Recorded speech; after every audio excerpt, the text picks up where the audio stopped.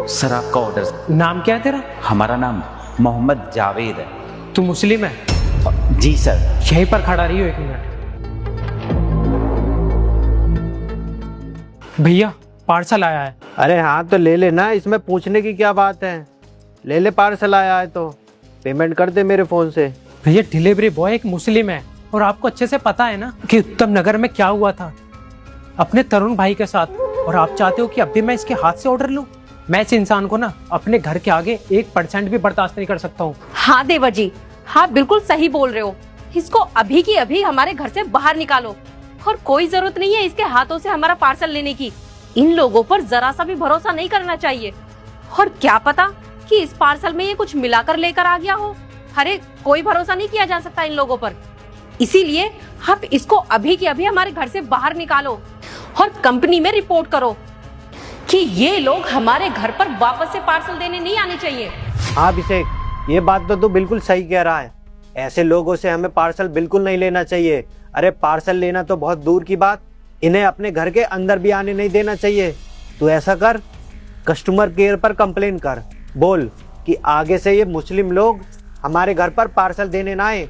अगर delivery boy भेजना है तो वो हिंदू होना चाहिए, ना कि मुस्लिम। तो फ़ोन मिला कस्टमर केयर को और बोल उनसे, क्योंकि ऐसे लोगों से जितना दूर रह सकते हैं ना उतना ही दूर रहना चाहिए, क्योंकि ये तो सामने ही दोस्ती का दिखावा करते हैं और बाकी मौका मिलते ही पीठ पीछे छुरा भोंक देते हैं। इसीलिए ऐसे लोगों से मतलब नहीं रखना चाहिए हमें। कंप्लेन कर तू। सही कह रहे हो आप, अभी फोन करता हूँ और अपना ऑर्डर कैंसिल करता हूँ। हेलो, गुड मॉर्निंग सर, बताइए मैं आपकी क्या हेल्प कर सकता हूँ। मुझे अपना ऑर्डर ना कैंसिल कराना है। सॉरी सर, पर आप बता सकते हैं क्या हुआ। गलती कर दी आपने, पार्सल भेजने में नहीं डिलीवरी बॉय को भेजने में, एक मुस्लिम को। और आप क्या चाहते हो कि मैं इससे ऑर्डर रिसीव करूंगा? कभी नहीं। अगर आप चाहते हो कि मैं ये ऑर्डर लूं तो किसी हिंदू को भेजिए, इसको नहीं। पर सर हम इस टाइम पर डिलीवरी बॉय तो चेंज नहीं कर सकते। मुझे कुछ भी नहीं पता, और अगर आप चाहते हो कि मैं ये ऑर्डर लूं तो हिंदू को भेजिए किसी, और वो भी ऐसे हिंदू को जो कट्टर हिंदू हो। समझे आप? मुझे कुछ नहीं सुनना। अगर आपने ये ऑर्डर कैंसिल नहीं किया तो मैं भी पुलिस थाने में तुम्हारी रिपोर्ट कर दूंगा। अरे कंपनी बंद करा दूंगा तुम्हारी। अच्छा सर, मैं माफ़ी चाहूँगा, हम कुछ करते हैं इसके बारे में। ठीक है, थोड़ा जल्दी करो, अब समझेंगे मेरी बात। और इससे तो मैं ऑर्डर बिल्कुल भी नहीं लूंगा। अभी भगा कर आता हूँ इसे मैं अपने गेट से। सुन मेरी बात। हाँ जी सर। तू जा यहाँ से, हमें कोई ऑर्डर नहीं चाहिए, कैंसिल कर दिया हमने ऑर्डर। पर सर आप ऐसा क्यों कर रहे हैं? हमने तो ऐसा कुछ किया भी नहीं है। आप ये ऑर्डर क्यों कैंसिल कर रहे हैं?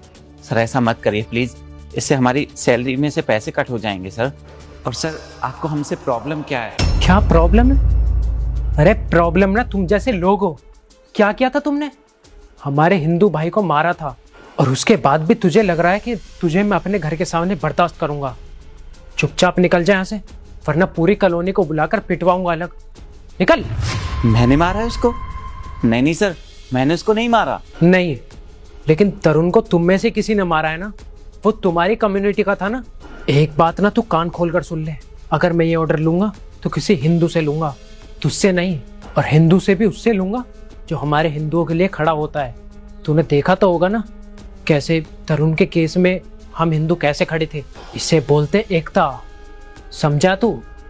तुम जैसे नहीं है हम, जो दोस्ती का बहाना बनाकर पीठ पर छुरा घोंपते हो। हाँ सही कहा आपने। वैसे एक बात कहूँ, ये देखकर बहुत खुशी होती है कि एक हिंदू के साथ खड़ा होता है, उसके लिए स्टैंड लेता है। लेकिन एक बात मेरे बिल्कुल समझ में नहीं आती, जब एक हिंदू दूसरे हिंदू को मार देता है तब ये सारी बातें कहाँ चली जाती हैं? तब सब चुप क्यों हो जाते हैं? तब आवाज़ें क्यों नहीं उठती हैं? मैं बताऊं सर, क्योंकि मारने वाला भी हिंदू होता है और मरने वाला भी हिंदू होता है। इसलिए शायद वो खबर इतनी बड़ी नहीं बन पाती, क्योंकि नफरत का जो एंगल होता है ना वो वहाँ पर नहीं बन पाता।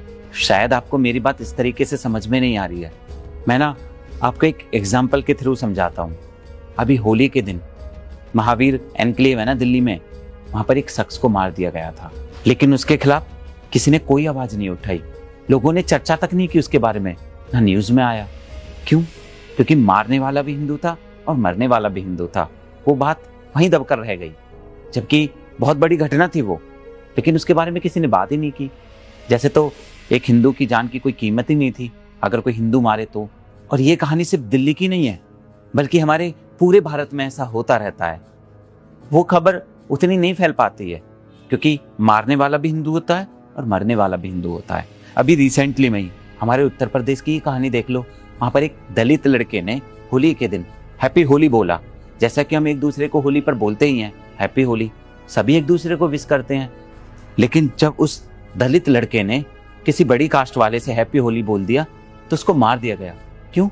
क्योंकि एक दलित था वो। एक दलित बड़ी जाति वाले को कैसे हैप्पी होली बोल सकता है? सिर्फ इतनी सी बात पर उसको मार दिया गया। लेकिन इस बारे में किसी ने कोई चर्चा नहीं की, ना न्यूज में दिखाया गया। सिर्फ किस लिए? क्योंकि मारने वाला भी हिंदू था और मरने वाला भी हिंदू था। और सिर्फ इतना ही नहीं, अभी कानपुर में एक घटना हुई थी। वहां पर बेचारी एक नाबालिग लड़की का रेप कर दिया गया और रेप करने के बाद उसका गला काटकर उसको मार दिया गया। ऐसा करने वाली हिंदू थे, वो लड़की भी हिंदू थी। क्या ये छोटा अपराध था? कितना बड़ा अपराध था ना ये। लेकिन इस बारे में किसी ने कोई चर्चा नहीं की क्योंकि मारने वाले भी हिंदू थे और मरने वाली भी हिंदू थी। अभी हमारे एक पड़ोसी गांव में, खटाना गांव में, दलित लड़के ने एक राजपूत समाज के लड़के की जान ले ली, उसका गला काट दिया। लेकिन इसके बारे में कहीं कोई चर्चा नहीं हुई। क्यों? क्योंकि मारने वाला भी हिंदू था और मरने वाला भी हिंदू था। और अभी हाल ही में बिहार में एक नाबालिग लड़की सिर्फ 10 साल की थी, स्कूल जा रही थी। कुछ लड़कों ने उसको अपनी बातों में उलझाया, बहला फुसलाकर उसको जंगल में ले गए, उसके साथ रेप किया। और सिर्फ रेप नहीं किया, उसके बाद उसका गला काट दिया और उस बात को छुपाने के लिए उसको गड्ढा करके उसमें दाब दिया गया। इस बारे में किसी ने कोई बात नहीं करी, ना ही ये मुद्दा बन पाया, क्योंकि मारने वाला भी हिंदू था और मरने वाले भी हिंदू थी। यहाँ तक कि जब पुलिस में भी रिपोर्ट करी गई तो उसने भी इस मामले को दबा दिया। इस पर कोई चर्चा ही नहीं हुई क्योंकि मारने वाले, रेप करने वाले पैसे वाले लड़के थे, उनका किसी ने कुछ नहीं बिगाड़ा, सब ऐसे ही मामला दब गया। मेरा सवाल सिर्फ इतना सा है आपसे, क्या वो लड़की, उसकी हत्या हो गई, उसका रेप हो गया, क्या उसके साथ गलत नहीं हुआ? फिर उसके लिए आवाज क्यों नहीं उठी? क्यों बगावत नहीं की समाज ने? क्यों लोग सड़कों पर नहीं आए? किसी ने कुछ क्यों नहीं बोला? और ये सब पता क्यों हो रहा है? क्यों नहीं उठती आवाजें? क्योंकि वहां पर धर्म का एंगल नहीं बन पाता है, मीडिया को टीआरपी नहीं मिल पाती है और लोगों को इसमें मजा नहीं आता है, सरकार को वोट्स नहीं मिलते हैं, इसलिए इन खबर को दबा दिया जाता है। लेकिन जहां पर किसी मुस्लिम की हत्या हो जाती है या फिर कोई मुस्लिम हिंदू की हत्या कर देता है, जहां पर हिंदू मुस्लिम होता है, वहां पर सरकार हमेशा आगे बढ़कर हिंदू मुस्लिम करती है। मीडिया में न्यूज चलती है, लोग सड़कों पर उतर आते हैं। क्यों? क्योंकि इससे सरकार को फायदा होता है, सरकार को वोट्स मिलती हैं।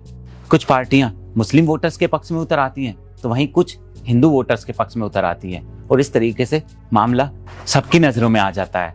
और असर किन पर पड़ता है? हम जैसे आम लोगों पर।